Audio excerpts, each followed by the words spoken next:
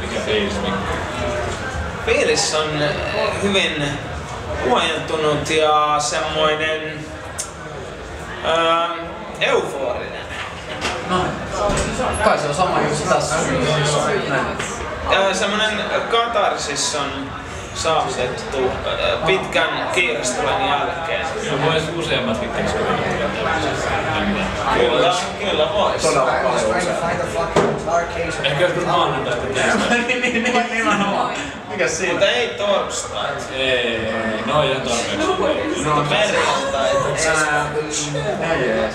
Mut ihan vitu jees. Hei kiitoksia. Oli todella hauskaa. Voisin myös luonnehtia tätä kollegani sanoen ihan Niin, no en mä tiedä mitä muut sitä sanoo, vai se tuli ihan vitu siitä. Lähdetään baariin. Lähdetään baariin. Lähdetään. Mä lähdetään.